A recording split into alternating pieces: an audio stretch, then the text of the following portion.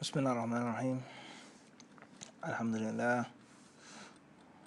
لله الذي أرسل رسوله بالهدى ودين الحق ليظهره على الدين كله وكفى بالله شهيدا وأشهد أن لا إله إلا الله وحده لا شريك له إقرارا به وتوحيدا وأشهد أن محمدا عبده ورسوله صلى الله عليه وعلى آله وأصحابه ومن تمسك بهديه إلى يوم الدين أما بعد.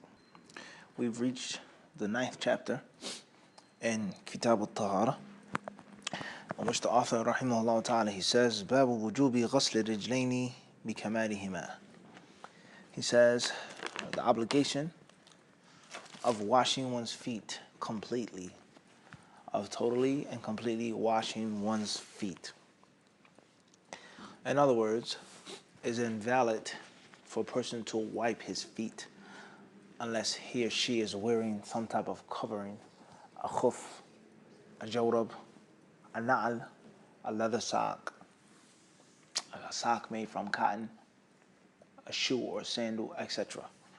And that the foot has to be washed completely. The toes, the instep, the ball of the foot, the heel of the foot, completely covering everything, the ankle, the entire rijl must be washed. And it is invalid to wash a part of it. It is also invalid to wipe one's bare foot unless that person is wearing some type of covering.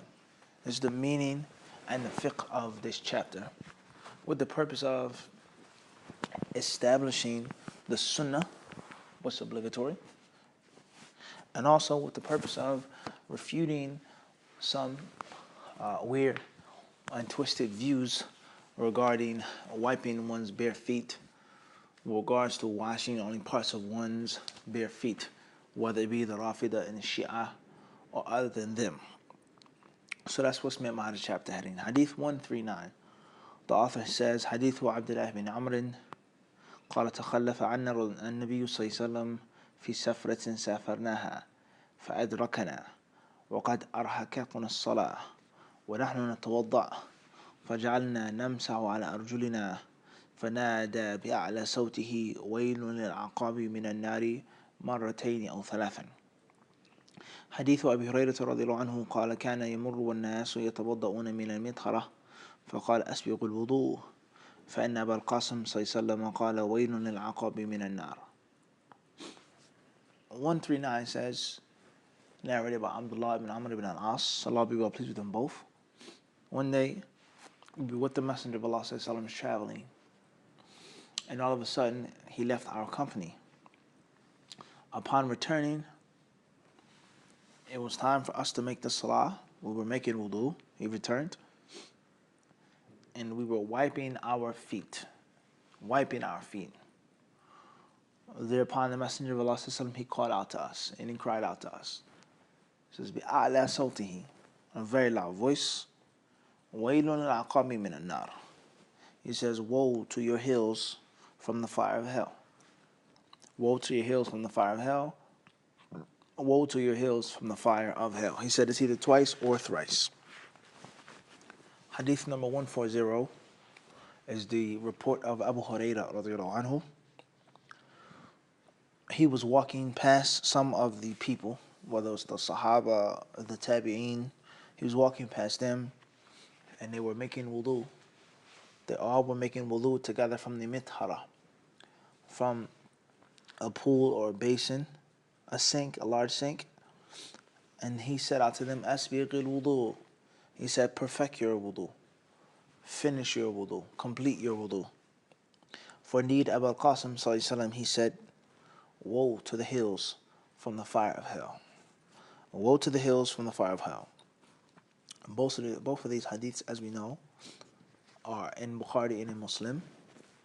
The first is the report of Abdullah bin Amr ibn al-As, and the second is the report of Abu Hurairah radiallahu ta'ala anhu. And they both prove a severe threat for those who do not wash their feet in the correct manner, those who do not complete their wudu in a proper manner, those who are negligent and heedless with regards to their wudu. concerning their feet.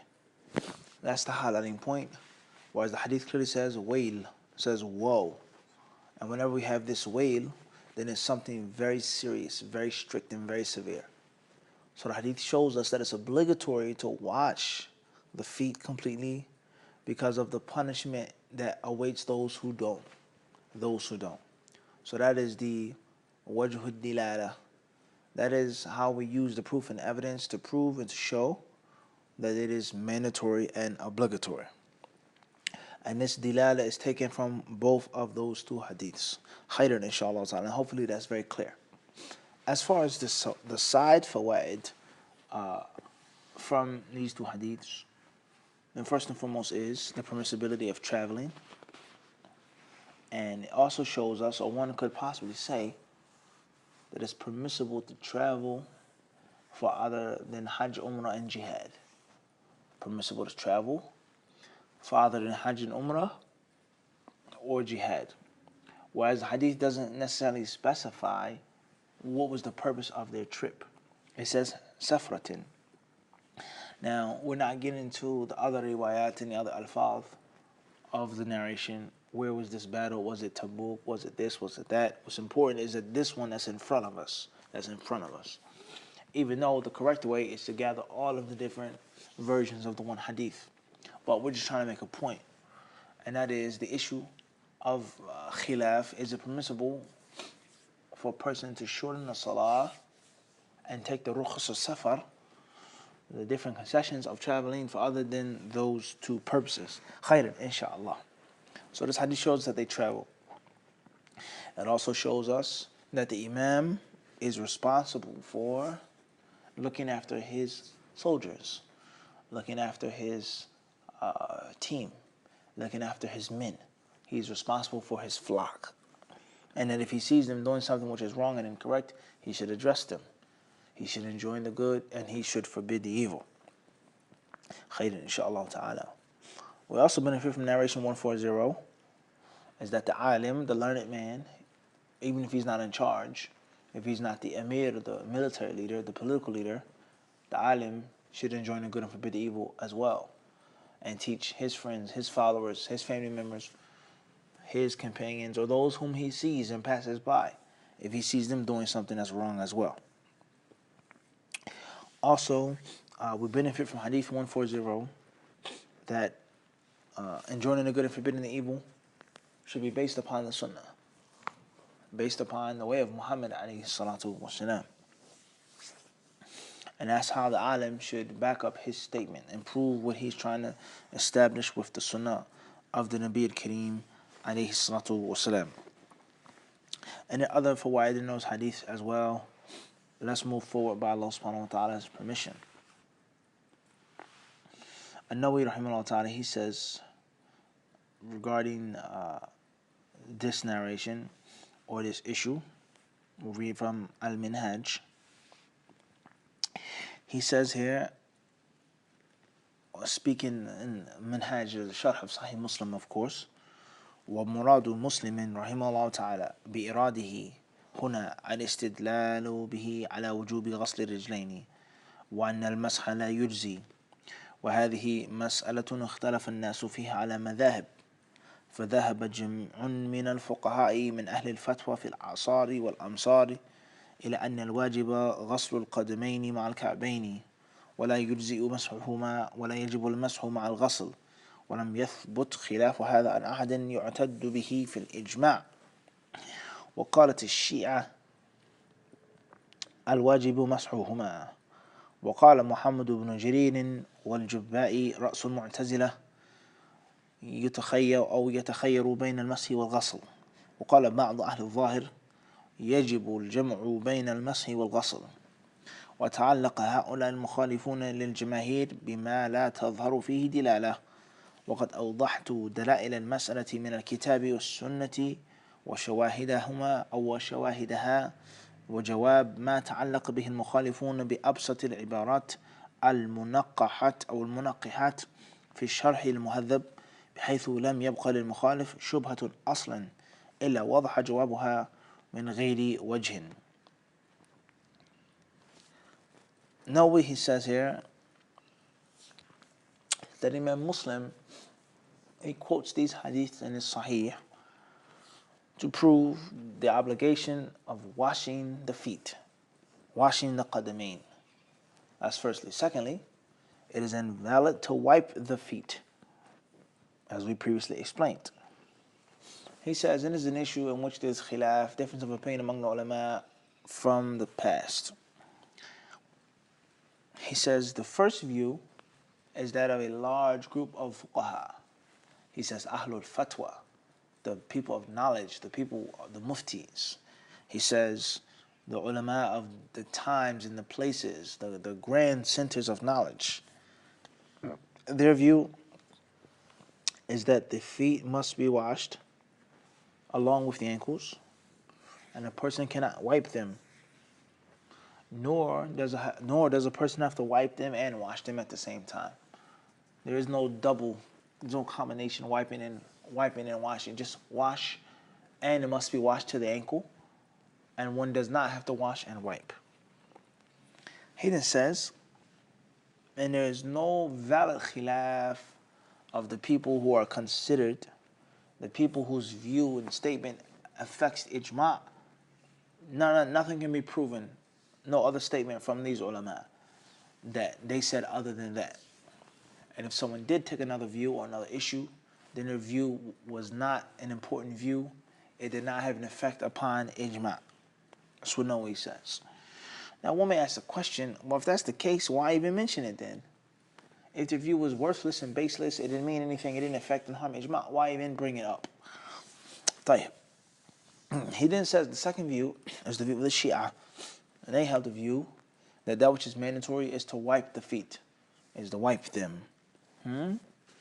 We know that the Shia and the Rafida, they have not only issues of Aqidah in which they opposed the people of the truth, but also issues of fiqh and tafsir and all types of issues, hadith, history, and the list goes on. It's not just talking about the Sahaba.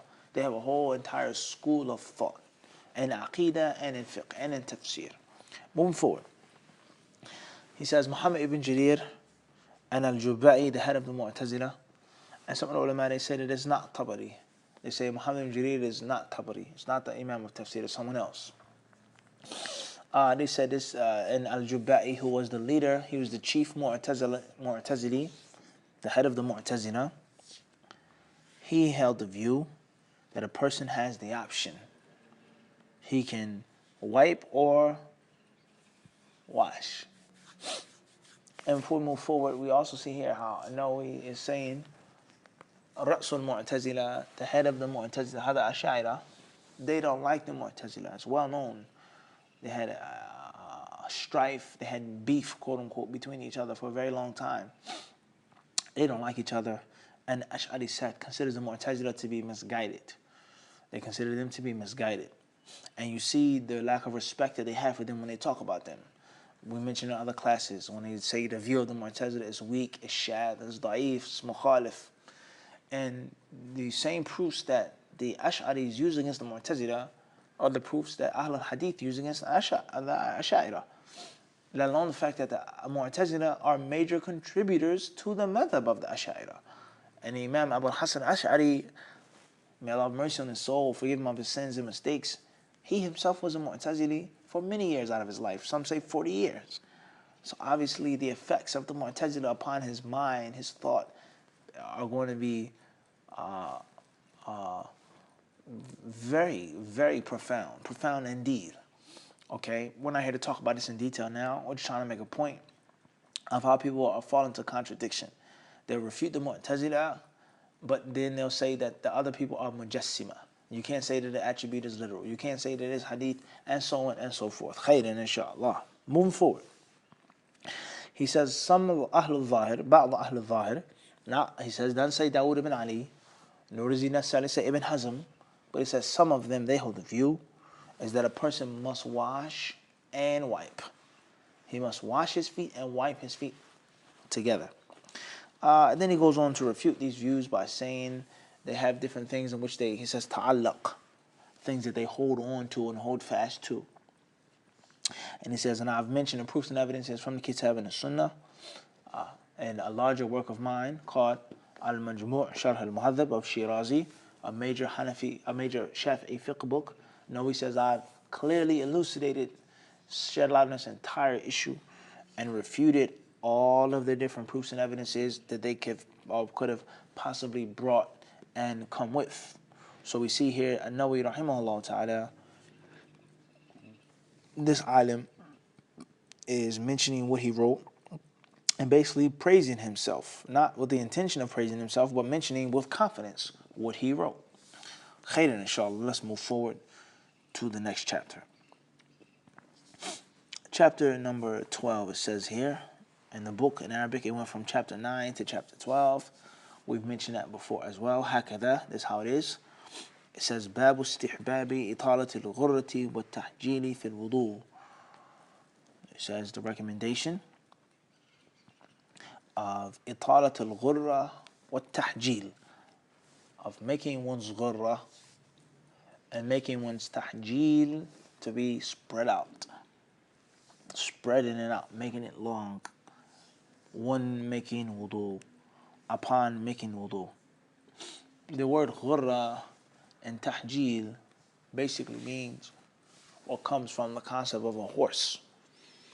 We see a horse, whether it's a black horse or a white horse, a brown horse, a spotted horse, a horse with mixed colors.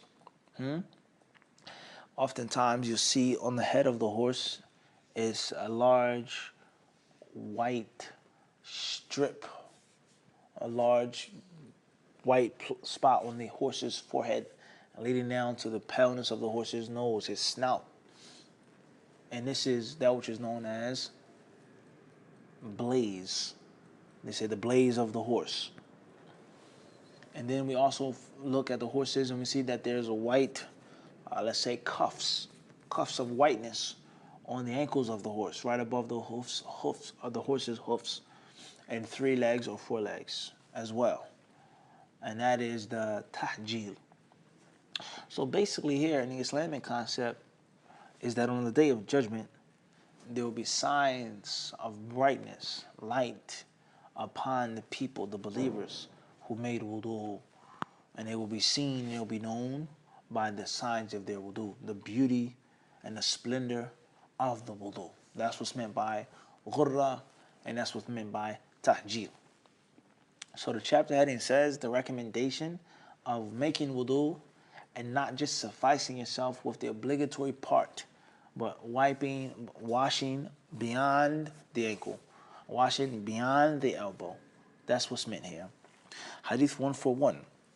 The author says, Hadith Abi Hurairah radiyallahu anhu قال سمعت النبي صلى الله عليه وسلم يقول إن أمتي يدعون يوم القيامة غرا محجلين من آثار الوضوء فمن استطاع منكم أن يطيل غرته فليفعل. Hadith 141. Abu Hurairah radiyallahu anhu says, I heard the Messenger of Allah sallallahu alaihi wasallam, I heard the Prophet sallallahu alaihi wasallam saying, indeed, my ummah on the Day of Judgment will be known, it will be called upon, it will be recognized and distinguished. غُرًّا مُحَجَّلِينَ مِنْ آثَارِ الْوُضُوءِ. They will have this brightness, they will have this blaze, these luminous spots on their bodies from the traces of wudu. From the traces of wudu. The hadith then says, listen carefully because some explanation is needed. So anyone who can make it long, anyone who can extend it, who can stretch it out, spread it out, should do so. Anyone who can do so, should do so. This last part of the hadith, فَمَنْ اسْتَطَاعَ مِنْكُمْ, he who can, is that from the kalam of the Nabi al-Kareem, or is that from the speech of Abu Hurairah, i.e. is it mudraj, interpolated? Is it placed in? Was it added to the matan by accident? And it's not actually the words of the Prophet, but the words of Abu Hurairah. We know in the sciences of hadith, we have that which is called al-mudraj.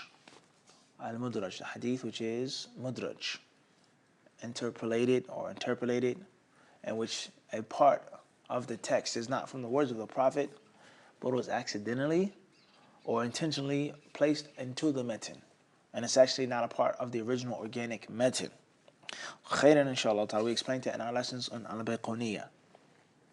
So, The hadith shows us is that on the day of judgment, for sure the Prophet, he said, my ummah, inna ummati, they'll be known, they'll be distinguished because of the wudu that they performed, the wudu that they made, the traces of the wudu. Khairan inshallah ta'ala. So the main lesson from this hadith, it shows us the virtue of wudu. The virtue of wudu. And it'll be a means of distinguishment, a means of virtue on the day of judgment for those who made the wudu like this. As far as, is it from the sunnah, and is it recommended to do itala, to spread it and extend it, then that's what needs to be discussed. I.e., or simplifying it even more, is it from the sunnah when you make wudu to wipe, or when we mean wipe, we're talking washing, of course, but even in the English language, when we say wipe, it doesn't necessarily just mean like a masah, like a dry masah, okay, or simple with wet fingers in Arabic. We say wiping, meaning with water, washing, okay, past the elbows. Is it recommended? We know that it's obligatory to the elbows. Ilal marafiq, Allah says, wash your وَأَيْدِيَكُمْ إِلَى الْمَرَافِقِ, wash your hands, your arms to the elbows. Now, is it mandatory or not mandatory, but is it recommended to wash one's bicep? Is that from the sunnah, to wash past the elbow, or just stop at the elbow? Is it recommended for a person to wash past his forehead just a bit?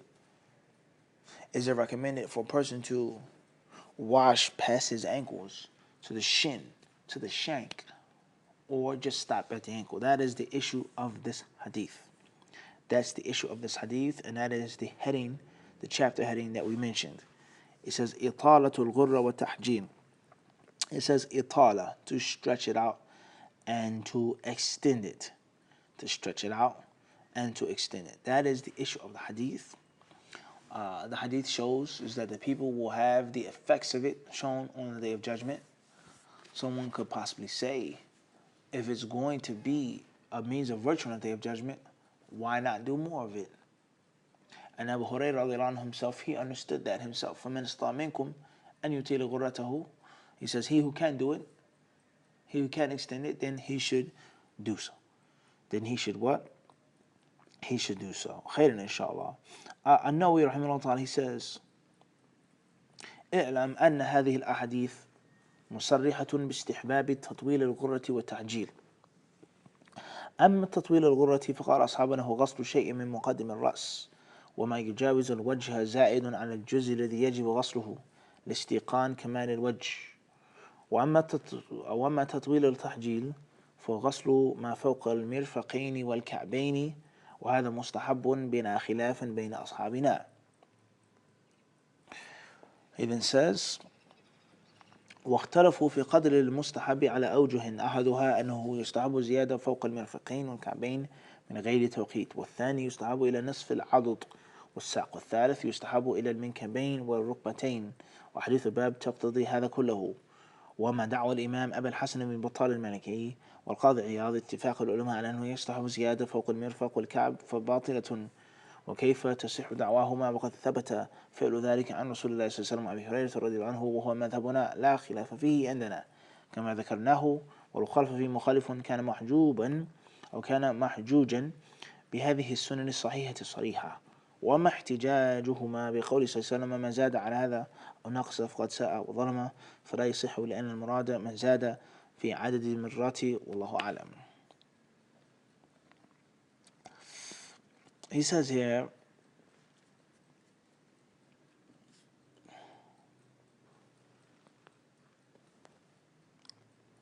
that these ahadith in Sahih Muslim, he's talking about the Sharh of Sahih Muslim,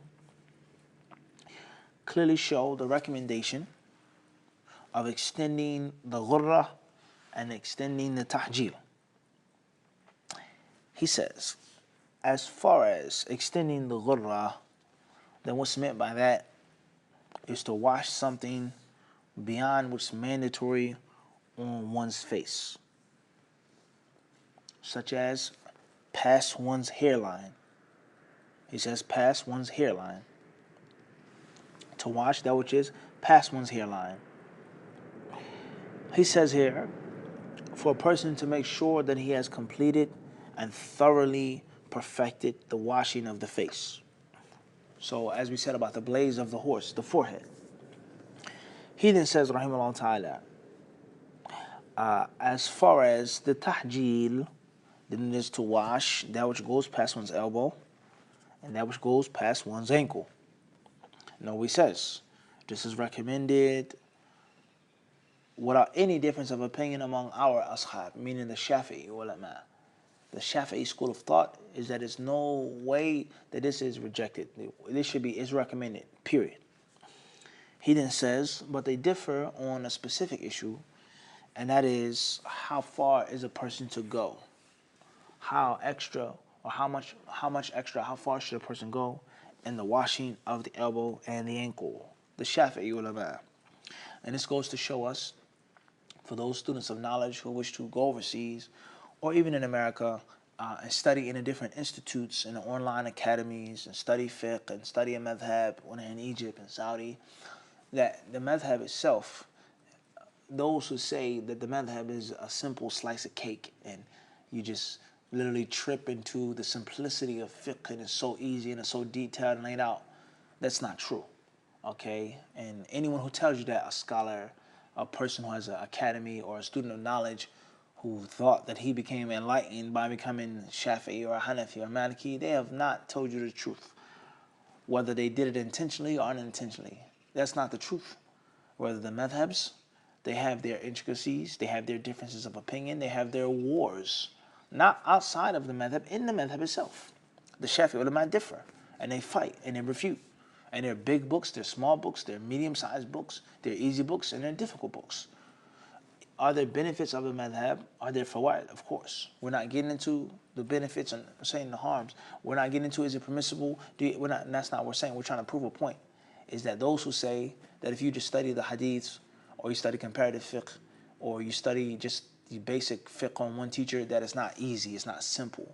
And the madhab is totally 101% so easy and so simple. That's not absolutely true. Are there things which are easy? Yes. Are there times which are easy? Yes. But it's not absolutely true. And there are things which are difficult and complex in a madhab, let alone outside of the other madhab into the other madhabs. Khayran, inshallah. So therefore, this is a fa'idah that we get here from reading these different books of the precision and the finely tuned issues here. The Shafi'i ulama agree that a person should make italat al-ghurr wa tahjir. He says they agree on that. Is to extend it past the elbow and extend it past the ankle. Now they differ on how much of an extension should a person make. He says here, they have here three main views.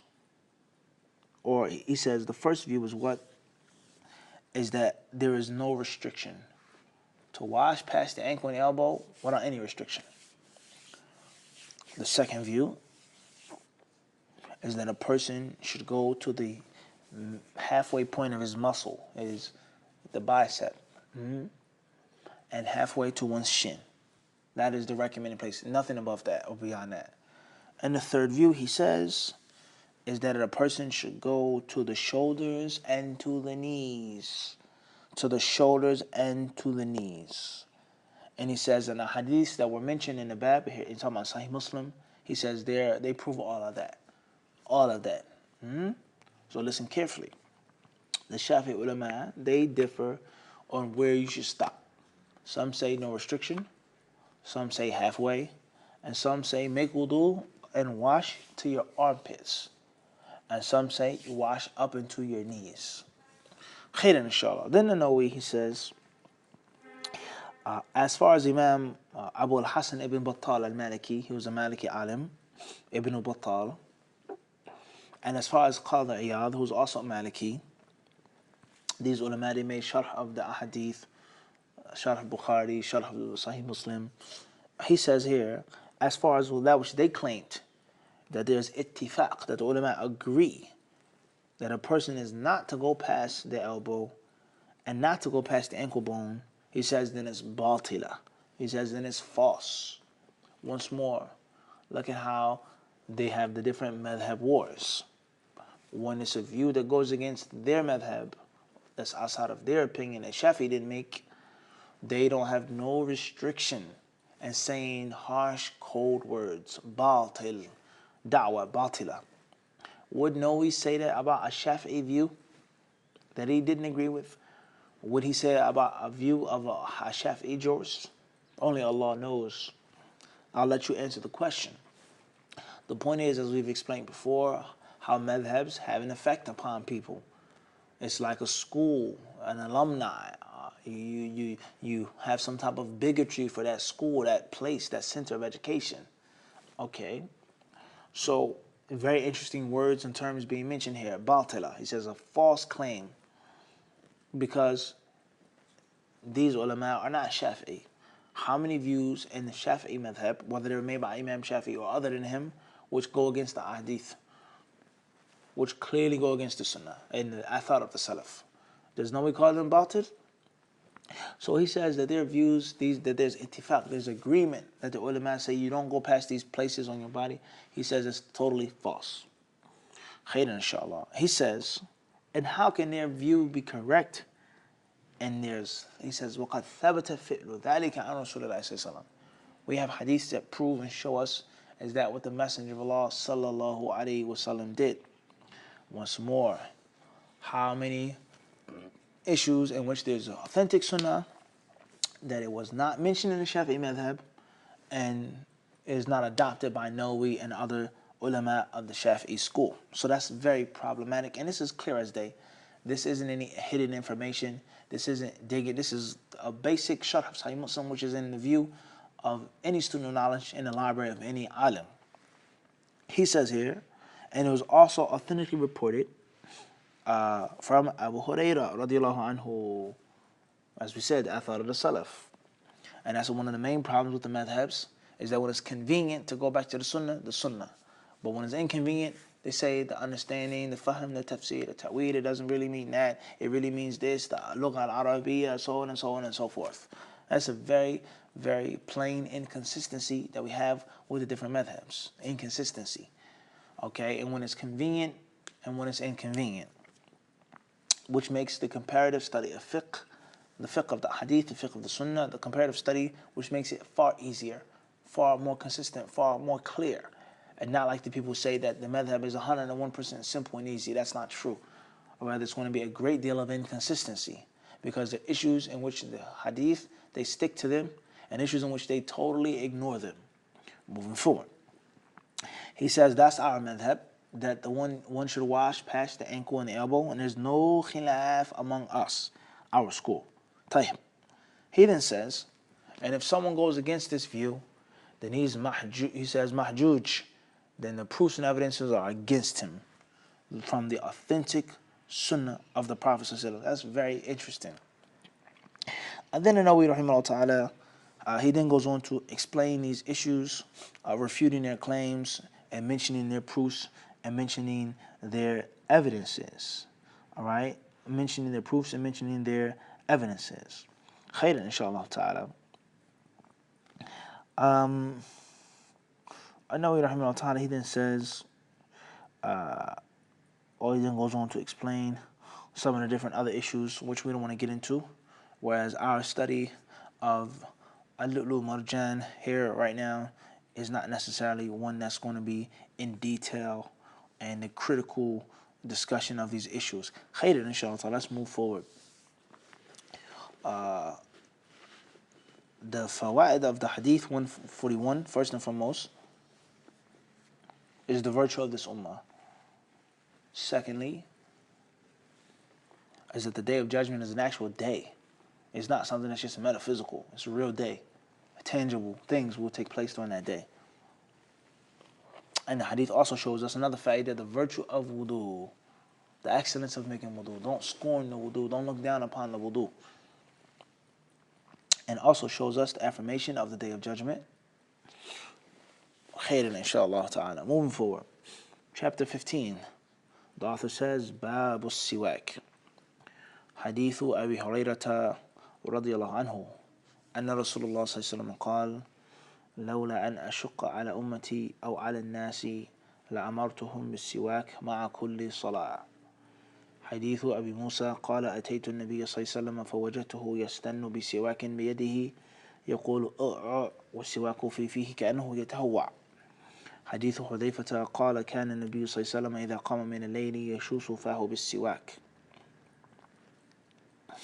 Chapter 15 says Bab al-Siwak, the chapter of the Siwak. The chapter of the Siwak, i.e., the chapter of the narrations that prove the recommendation of the Siwak. The high recommendation of the Siwak. And that is virtuous in all times, in all places, and in all situations. The chapter of the Prophet's guidance concerning the Siwak, how he used it, when he used it, what type, so on and so forth.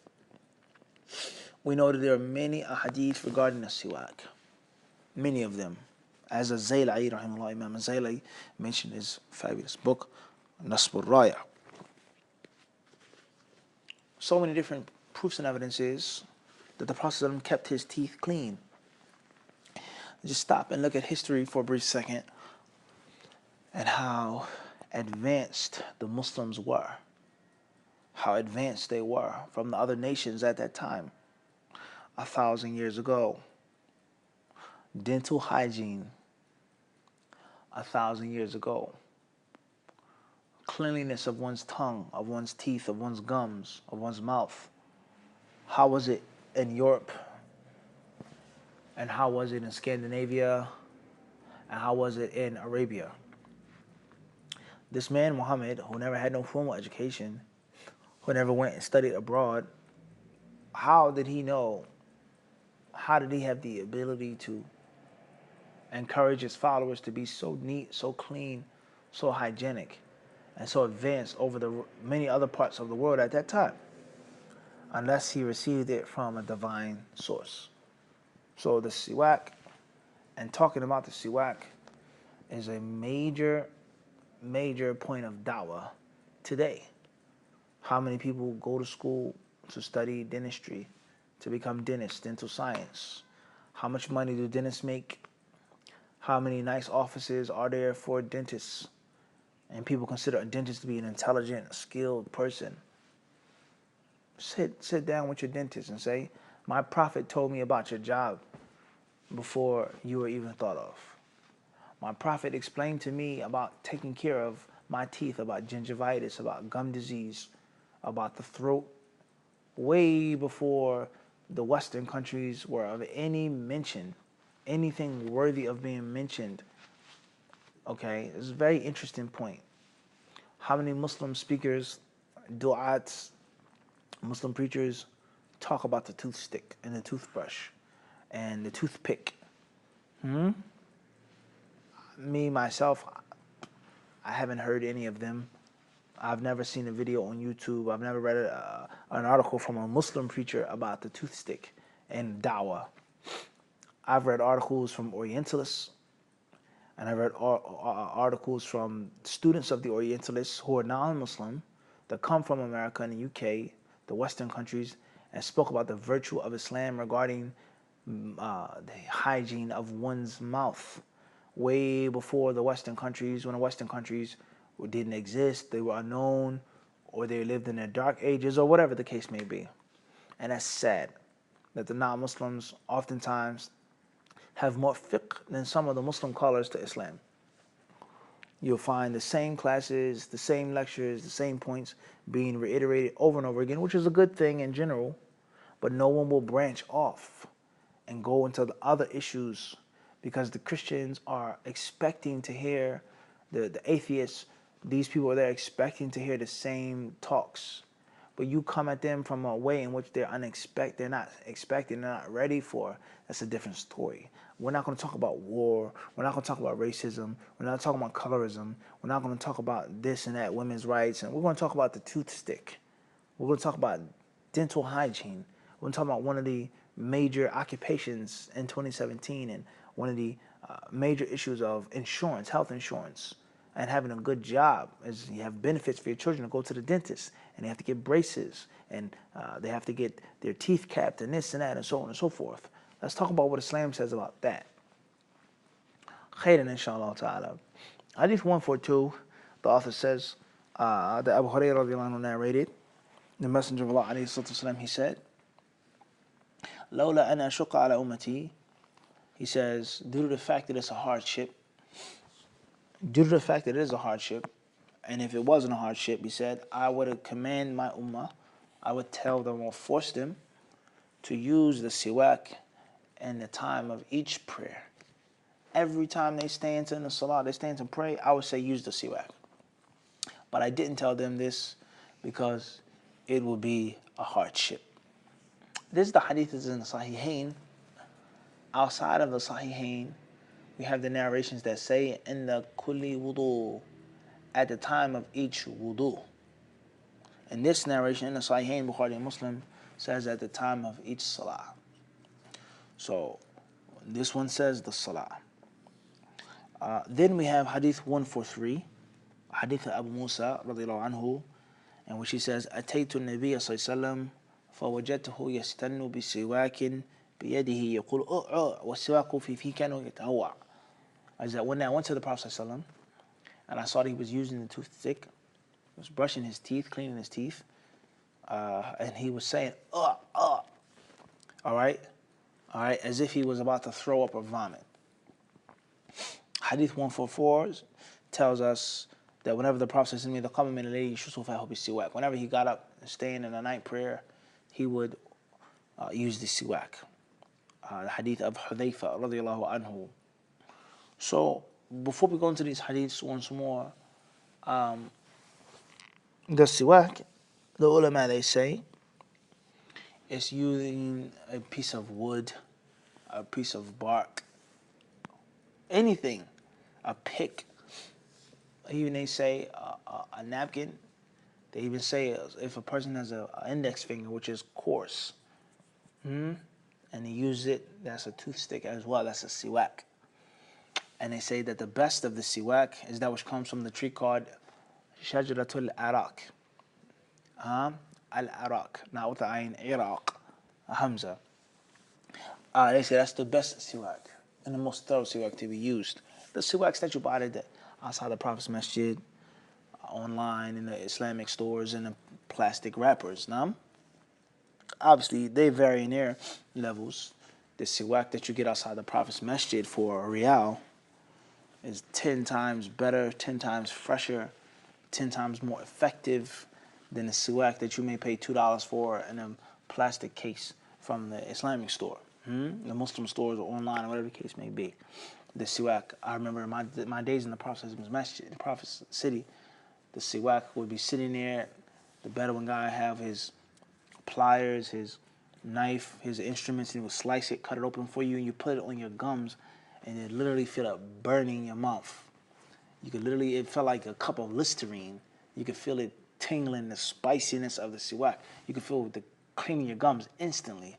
And you would use it and scrape it and, clean your teeth, and your teeth will feel clean. Your breath will smell fresh from a piece of a stick. And it will be literally juicy, moist. It will be fresh siwak once he takes the skin off of it. And I like those that come in a package, which are okay. All right? There's nothing of no comparison to the siwak in the Prophet's city. Khairan, inshallah. Or the different spiny, the picks, the thorns that came off the date palm trees that our teachers would tell us about. All right? And one day I actually got one and picked it off. It's very sharp. You have to be very careful not to poke your gums. But if you do it accurately, like a toothpick, it's very beneficial. It's clean and it's fresh and it's natural. Khairan, inshallah subhanahu wa ta'ala. So therefore, the siwak is not restricted to one thing. The siwak can be a toothbrush. Now, brushing your teeth with or without toothpaste, that's siwak. And it doesn't just have to be a piece of wood. It doesn't have to be a big, thick, large piece of wood. Okay, as some siwaks are. Some of the best siwaks are those which are thin and small, to get in the hard places of your teeth and your mouth, the roof of your mouth, your tongue, etc. So therefore, the siwak can be any thing that's clean and pure. Some siwak are better than others. If it's from your culture to use a toothbrush and toothpaste, alhamdulillah. It doesn't have to be a piece of wood. If you have a piece of wood, or whatever the case may be, floss could also be siwak as well. Removing these harmful things from between your teeth. Dentec, the different novelties they have today. Type. The ulama, they say that the siwak, it shouldn't be too hard, or as it will wound your gums, nor should it be too soft, whereas it doesn't necessarily remove the plaque from the teeth, so on and so forth. It shouldn't be something that scrapes off the enamel of the teeth, nor should it be something that is going to be of no use whatsoever. It should be in the middle. Me personally, oftentimes I prefer to have a travel toothbrush. A small travel toothbrush that folds, put it in your pocket, and you use it. You rinse it off, you wipe it off, just like a toothbrush, but in your pocket. A pocket toothbrush as the siwak. Khairan inshallah ta'ala. So Hadith 142, Hadith 143, Hadith 144, all of them prove one thing, and that is the siwak is from the sunnah. The siwak is from the deen, and shows that it's legitimate. It's from the way of Muhammad alayhi salatu wasalam. And it's not just an Arab custom, it's not just culture, but it's actual ibadah, it's deen, it's sunnah. The Prophet would have commanded the people to do it before they pray. And then praying has nothing to do with Arabian or Arabic culture, as some jahil ignoramus in 2017 may come and say with some type of secular nominal views. The hijab is Arab culture, the beard is Arab culture, the siwak is Arab culture, all these things are Arab culture. Just, do whatever you want to do, suit and pants, mini skirt, have your hair out. None of those things are part of Islam. Wal-iyadhu billah. So they all prove that the siwak is from the sunnah of the Nabi al-Kareem alayhi salatu wasalam. Hadith 142 shows us that the Prophet was kind and gentle and merciful. So when they say that Muhammad was harsh on his followers, he was mean, he was crude, he was cruel, he was vile, read him this hadith. And this hadith shows us that the alim should take into consideration the condition of his people and what they can and cannot do. And he should not request anything from them which is unreasonable. He should not request anything from them that they cannot do. Khairan, inshallah ta'ala. It also shows the excellence of going to the salah in a proper way, proper manner, to be prepared, to be clean physically, mentally, and spiritually. And hadith also shows us is that when the Prophet commands us to do something, then that thing would be obligatory. That thing would be something that we would have to do if he did tell us to do it. Hadith 143, Hadith Abu Musa radiallahu anhu shows us the virtue of making siwak and being a bit extreme and being thorough in the siwak and washing your teeth, brushing the teeth, cleaning the teeth thoroughly. All right, and make sure you get all of the gunk, quote unquote, the plaque, the food, the everything when you're flossing out of your teeth and out of your mouth. Wash your tongue well, wash the roof of your mouth well. Whereas the Prophet he said, the siwak was in his throat. Tayyib. Hadith 144 shows us the virtue of making the siwak when it's time to pray. And the ulama of Islam, they mention different times which is recommended to use the siwak, such as when it's time to pray, when it's time to read the Quran, when a person's breath smells a certain way, when a man wishes to enter his home before he meets his wife and his children, before the majlis of hadith, and things like this. Khairan, inshallah. That's the end of chapter 15. Then we move on to chapter 16. In the next class, Allah Azza wa Jal surely knows best. Walhamdulillahi Rabbil Alameen.